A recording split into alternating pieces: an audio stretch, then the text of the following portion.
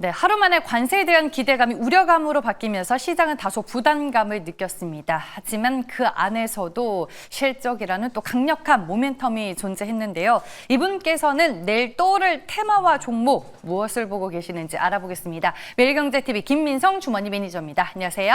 안녕하십니까. 네, 실적하면 빼놓을 수 없는 기업이 오늘 SK하이닉스가 아닐까 싶습니다. 그때 맞습니다.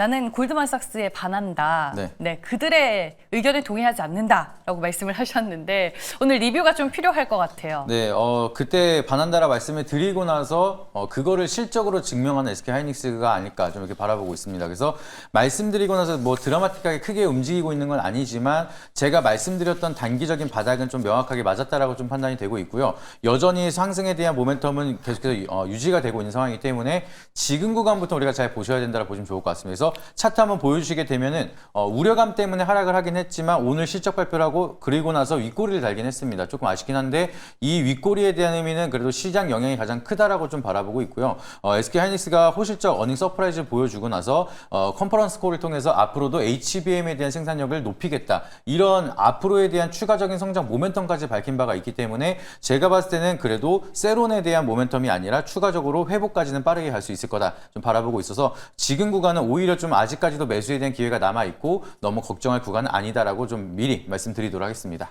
네. 다시 30만 원 넘어야 되니까 네. 아직까지 목표 주가까지는 충분히 홀딩이 가능한 구간이다라고 말씀을 해주셨습니다. 네, 그럼 대결 내일의 테마 이제 본론으로 들어가 보겠습니다. 봐야 할 키워드 무엇이죠? 네, 오늘도 시장에서 죽지 않는 테마가 하나 있어서 제가 이제 최근 들어 계속 말씀을 드렸던 2차 전지 다시 한번 체크 드리도록 하겠습니다. 네, 또 나왔습니다. 2차 전지. 그 안에서 우리는 어떤 테마를 봐야 할지 첫 번째 테마, 두 번째 테마 바로 공개를 해볼 텐데 첫 번째로는 뭘 봐야 될까요? 일단 2차 전지에 대한 수요가 제가 전에 한번 말씀을 드렸던 게 단순히 이제 전기차만 판매가 되는 게 아니다라 말씀을 드렸습니다. 그래서 중요한 수요로 이어지고 있는 ESS에 대한 테마로 우선 체크 드리도록 하겠습니다. 요즘에 이제 기사를 보니까 많은 2차 전지 기업들이 ESS 사업 쪽으로 이제 영역을 확대해 나가고 있더라고요. 어떤 이슈를 중요하게 보셨을까요, 매니저님은? 네, 최근 이슈를 보시게 되면은 이번 주부터 계속해서 얘기가 나왔었던 게 정부에서 1조 원 규모에 대한 ESS 단지를 정부 입찰의 결정이 날 것이다 얘기가 나오고 있습니다. 그래서 대형 이제 LG 에너지 솔루션이라든지 삼성 SDS 아니면은 SK온 이 세 기업 중에 누가 입찰이 될 것이냐라는 모멘텀 형성이 되고 있지만 결과적으로 누가 되든 2차 전지에 대한 수요는 훨씬 더 늘어날 수 있다라는 산업 기대감이 만들어지고 있기 때문에 앞으로 정부 정책에 대한 수혜도 ESS라든지 2차 전지 소재 쪽으로도 모멘텀이 커질 수가 있다는 게 굉장히 중요한 이슈다 보니까 지속적으로 체크해 보시면 좋을 것 같고요. 그리고 이제 앞서서 말씀을 드렸던 것처럼 전기차에 대한 수요가 부진하다 보니까 캐즘 현상을 겪고 있었던 2차 전지가 K배터리에 대한 모멘텀이 추가적으로 ESS라든지 LFP 쪽에 대한 모멘텀을 추가적으로 만들어 나가고 있습니다. 더해서 로봇까지도 수요가 들어가고 있기 때문에 이제는 단순하게 2차 전지에 대한 수요가 전기차 판매량으로 판단이 되는 게 아니라 여전히 돌파구가 굉장히 많아졌다는 점. 그러면은 바닥을 찍고 턴 어라운드 할 수가 있다는 요소가 굉장히 많다는 점이 지금 주목을 받고 있다 보니까 여기에 대한 이벤트들 계속해서 체크해 보시면 좋을 것 같습니다. 네, 역시나 K배터리 기업이 ESS 쪽에서 활로를 찾고 있다는 내용을 중요한 이슈로 짚어주셨습니다. 장점과 단점 분석해보러 가볼게요. 네, 일단은 장점 먼저 말씀을 드리게 되면은 최근 들어서 정부가 지속적으로 밀고 있는 게 태양광 에너지랑 풍력 에너지를 활성화시키겠다라고 얘기를 하고 있습니다. 더 나아가서 원전에 대한 수요까지 계속해서 이어지고 있는데 이렇게 전력 장치가 지속적으로 발전을 하게 된다라고 하면은 여기에 필수적으로 들어가는 게 ESS입니다. 그래서 마찬가지로 신재생 에너지에 대한 모멘텀이 커지면 커질수록 같이 부가적으로 ESS에 대한 수요도 늘어날 수가 있다 보니까 산업에 대한 성장 모멘텀이 같이 엮여서 올라갈 수 있는 모멘텀이 굉장히 많다라는 점을 보시면 좋을 것 같고요. 그리고 AI 섹터가 계속해서 성장을 하고 있다 보니까 당연히 데이터 센터는 많이 필요할 수밖에 없습니다. 근데 이 데이터 센터의 전력 소모가 굉장히 크기 때문에 데이터 센터를 지으면서 ESS를 필수적으로 탑재할 수밖에 없기 때문에 이런 부분에 따라서도 ESS에 대한 수요는 굉장히 커다랗게 이어지고 있다라고 보시면 좋을 것 같고요. 그리고 최근 종목들을 보시게 되면 이러한 모멘텀이 부각을 받기 시작을 하면서 바닥에서 추세 전환을 시도하고 있는 종목들이 굉장히 많습니다. 앞전에 이제 앞에 코너에서 말씀을 드렸던 것처럼 한중 NCS라든지 이렌텍 같은 경우에는 이미 추세를 돌려 세우고 있는 종목들이 있기 때문에 바닥을 찍고 턴 어라운드를 추세적으로 먼저 보여주고 있는 기업들, 이런 기업들이 높이 맞추기가 들어간다라고 하면은 다른 ESS 종목들도 같이 따라갈 가능성이 있다 보니까 지금은 ESS에 대한 관심을 한 번 더 높일 때가 됐다라고 보시면 좋을 것 같습니다. 네, 여러 가지 장점에 대해서 이제 분석을 해주셨는데 그 안에서 저는 추세를 돌리고 있는 종목들이 많아지고 있다. 이게 가장 반가운 장점으로 들렸습니다. 단점으로는 뭘 유념해야 될까요? 네, 일단은 과거에 ESS 이제 카카오 데이터 센터도 그렇고 화재에 대한 소식이 있다 보니까 이런 화재 소식이 지속적으로 이어진다라고 하면은 또 투심에 대한 우려감이라든지 세론이 나타날 수가 있습니다. 그래서 아직까지는 ESS에 대한 화재 리스크가 어느 정도 있다 보니까 이러한 노이즈에는 우리가 좀 어느 정도 관심 있게 보시면서 리스크 관리는 하셔야 된다고 보시면 좋을 것 같고요. 앞전에 제가 이제 추세를 돌리는 종목들이 늘어나고 있다라 말씀을 드렸는데 그렇지 못한 종목들도 아직은 많습니다. 그래서 파워로직스라든지 PNT 같은 경우에는 여전히 바닥권에 있는데 여기서 추가적인 부각을 못 받는다라고 하면은 다른 종목 갈 때 계속해서 바닥을 횡보할 가능성이 높다 보니까 종목에 대한 선정이 굉장히 중요합니다. 그냥 ESS 좋다고 해서 ESS 관련주 아무거나 사는 게 아니라 추세를 완벽하게 돌릴 수 있는 종목들, 아직은 돌리지 않았지만 앞으로 돌릴 수 있는 종목에 대한 선택도 굉장히 중요한 시기다라는 것을 체크해 보시면 좋을 것 같습니다. 네, 그만큼 이제 종목을 잘 골라야 하는 시점이 왔다라고 말씀을 해주시는 것 같습니다.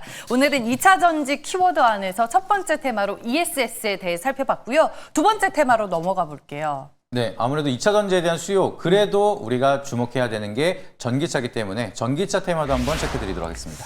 전기차 수요가 아직까지 둔화되고 있는 단계인 것 같은데 긍정적으로 볼 만한 이슈는 뭐가 있었을까요? 사실상 디테일하게 본다라고 하면은 전기차에 대한 수요는 은근히 또 살아나고 있습니다. 수출에 대한 모멘텀을 보시게 되면 일부 이제 데이터가 잘 찍히고 있는 상황이기도 하고요. 기아 같은 경우에는 누적 전기차 판매량이 이제 50만 대를 넘어선다라는 얘기가 나오고 있습니다. 현대차 같은 경우에는 이미 전기차 판매량 50만 대를 넘어선 상황이고 지금 수출 데이터를 보시게 되면 16개월 만에 한국이 수출하는 게 전년도 대비해서 그 증가를 넘어선 게 16개월 만에 기록을 했다라고 얘기를 하고 있기 때문에 전기차는 수요가 은근하게 꾸준하게 계속해서 잘 팔리고 있다는 게 굉장히 중요하다라고 보시면 좋을 것 같고요. 여기서 캐즘 현상을 돌파하기 위해서 한국 같은 경우에는 이제 현대 전기차가 겨울에도 문제가 없도록 이 주행 신뢰도를 높이겠다라는 기술 테스트를 지속적으로 하고 있습니다. 그래서 전기차에 대한 문제가 겨울에 굉장히 좀 피해가 많다 이런 부분이 있는데 그런 신뢰도까지 다시 한번 확보를 한다라고 하면은 기능 면에서 그리고 이제 효율성으로 전기차에 대한 수요는 다시 한번 살아날 수가 있다 보니까 이런 기술 점검에 대한 테스트도 지속적으로 체크해 보시면 좋을 것 같습니다. 자세하게 들여다보면 전기차 관련된 지표 긍정적으로 나오고는 있다라고 말씀을 해주셨는데 장점으로는 뭘 더 볼 수 있을까요? 네, 결국에는 지금 자세히 들여다보면 실적이 잘 나오고 있다. 이 부분에 집중하셔야 될 것 같습니다. 그래서 최근 들어서 미국 같은 경우에는 수출 데이터가 좀 줄어들긴 했습니다. 근데 EU나 이제 아시아 쪽으로는 수출 데이터가 오히려 확산이 크게 되기 시작을 하면서 계속해서 전기차 판매량이 증가가 되고 있다는 데이터가 나오고 있고요. 그리고 미국 같은 경우에는 수출 데이터가 줄어든 이유가 아무래도 현대차와 기아차가 현지 생산을 많이 늘려나가고 있기 때문에 수출이 줄어들긴 했지만 판매량은 견고하게 그래도 잘 버티고 있다라고 보시면 좋을 것 같습니다. 그러면은 수출에 대한 국가가 다변화가 되고 있기 때문에 과거의 성장보다 조금 더 빠르게 확산이 될 수가 있고 인프라가 좀 더 커지고 있다는 점이 굉장히 긍정적인 요소가 될 수 있다. 이렇게 해석을 하고 있고요.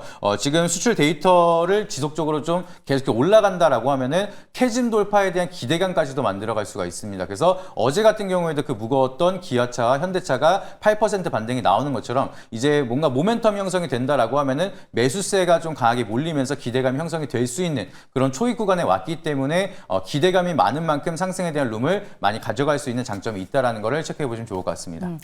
제가 알기로는 중국에서는 전기차가 많이 팔리는 걸로 알고 있어요. 단 중국산 전기차 제품만 지금 뭐 BYD가 명실상부 중국 내선 1위 전기차 기업이잖아요. 그런 점이 혹시나 뭐 단점과 연결 지을 만한 부분이 있는지 궁금하네요. 맞습니다. 일단은 약간 애매한 구간이 조금 많긴 합니다. 중국에 대한 판매량이 그렇게 많지는 않습니다. 중국 판매 중에서 한국 차가 팔리는 게 점유율이 한 1% 정도 미만으로 알고 있는데 그렇게 많은 점유율을 가지고 있지는 않지만 전기차에 대한 소재 대부분이 중국에서 우리가 가져오고 있는 상황이기 때문에 중국이 갑작스럽게 미국이랑 경쟁을 하기 시작을 하면서 여기에 대한 좀 규제를 갑작스럽게 만들고 히토류에 대한 가격이 상승을 하거나 광물에 대한 가격이 상승을 한다라고 하면은 한국 자동차에 대한 수익성도 많이 떨어질 수가 있습니다. 그래서 이 중국에 대한 의존도가 높기 때문에 이거를 벗어나려고 준비는 하고 있지만 여전히 여기에 대한 리스크는 아직까지 존재를 하고 있기 때문에 우리가 리스크 차원에서는 계속해서 중국에 대한 방향성도 지켜보셔야 된다라고 보시면 좋을 것 같고요. 그리고 이제 미국도 마찬가지로 관세에 대한 여파가 아직은 남아 있습니다. 그래서 정확히 관세가 어떻게 이어질 수 있을지 이런 부분도 지속적으로 좀 이벤트를 체크하면서 노이즈적인 부분도 아직은 많이 있는 만큼 리스크는 계속해서 관리하셔야 된다. 기억하시면 좋을 것 같습니다. 네, 알겠습니다. 전기차 저희가 두 번째 테마로 살펴봤습니다. 오늘은 ESS와 전기차 이 두 테마의 대결입니다. 과연 매니저님의 선택은 무엇일까요? 네, 전기차 중에서 또 부품으로 좋은 종목을 보여드렸기 때문에 오늘은 또 ESS 종목 체크 드리도록 하겠습니다. 네, 어느 정도 예상하기는 했었는데 ESS 관련주 하면은 딱 떠오르는 뭐 대표적인 종목들이 몇 개 있기는 하거든요. 네. 그 안에서 어떤 종목을 탑픽으로 보세요, 매니저님은? 지금은 추세를 완전히 돌렸다라고 하기보다는 돌릴 거라는 종목으로 좀 가져오게 됐습니다. 그래서 오늘 소개드릴 종목은 G2파워라는 종목 체크 드리도록 하겠습니다. 네, G2파워는 그러면 ESS 관련해서 구체적으로 어떤 사업을 영위하고 있는 걸까요? 일단 G2파워는 ESS를 개발을 한 기업이라고 보시면 좋을 것 같고요. 이번에 새롭게 또 ESS를 개발을 한 게 액측 냉각을 통해서 AI 제어가 되는 에너지 저장 시스템을 개발하면서 공개를 하게 됐습니다. 그렇기 때문에 아까 제가 ESS의 단점 중에 하나가 화재에 대한 리스크가 아직까지 남아 있다라고 말씀을 드렸는데 이번에 AI 기반을 통해서 액측 냉각이 도입이 된 ESS를 개발했다는 것은 그만큼 화재에 대한 위험이 낮은 굉장히 좋은 아이템을 만들었다고 보시면 좋을 것 같습니다. 그래서 이게 앞으로에 대한 인정이 잘 만들어지고 상용화가 실시가 된다라고 하면은 수요가 굉장히 저는 많이 늘어날 수 있을 거라고 좀 바라보고 있기 때문에 아직은 시장의 부각을 받지 않았지만 여기에 대한 모멘텀만 하더라도 추가적으로 많은 상승을 이어질 수가 있다. 이렇게 말씀을 드리도록 하겠고요. 그리고 이제 원래 본 사업 같은 경우에는 배전반 사업을 하고 있는데 이것도 마찬가지로 지능형 AI 기반으로 해서 배전반 제품을 만들었기 때문에 국가에서 인증을 받은 NEP에 대한 인증 제품으로 등록이 됐습니다. 그래서 국가 공공기관 같은 경우에는 필수로 20% 비중은 이러한 우수한 제품을 사야 되는데 그 제품 속에 포함이 되어 있기 때문에 공공기관에 대한 수요가 좀 늘어날 수가 있다는 점, 안정적인 실적을 보유하고 있고 여기에 플러스로 ESS에 대한 모멘텀까지 이어진다라고 하면은 성장에 대한 모멘텀이 크게 이어질 수 있다라 보시면 좋을 것 같고요. 차트 잠깐 한번 보여주시게 되면은 완전하게 추세를 돌린 건 아닙니다. 한번 추세가 올라갔다가 다시 한번 조정을 받았는데 바닥권에서 오늘 또한 상승이 약간 보여주면서 다시 추세를 돌릴까 하는 그런 구간이고요. 제가 말씀드렸던 이벤트들이 하나둘씩 만들어지기 시작을 한다라고 하면은 추세를 강하게 돌리면서 상방으로 좀 올라갈 수 있는 끼 있는 종목을 오늘 새롭게 가져왔다라고 보시면 좋을 것 같습니다. 네, 오늘 주가가 장중에 상당히 좀 견조했던 걸로 알고 있거든요. 넥스트 트레이드에서 거래가 가능한 종목인 건지 그리고 반등은 어디까지 보시는지 궁금하네요. 네, 저 반등은 좀 여유 있게 보면 많이 본다라 말씀드리면 좋을 것 같고요.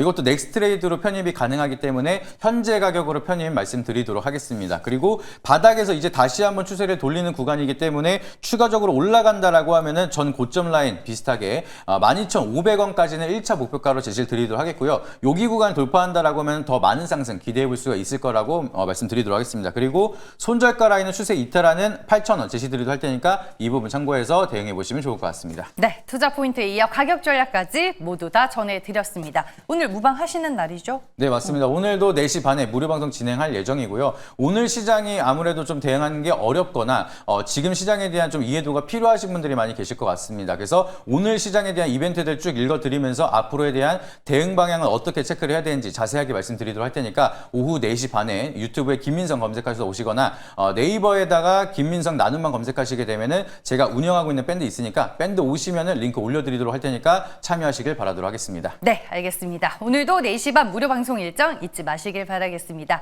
지금까지 본격 내일의 테마는 매일경제TV 김민성 매니저와 함께했습니다. 고맙습니다.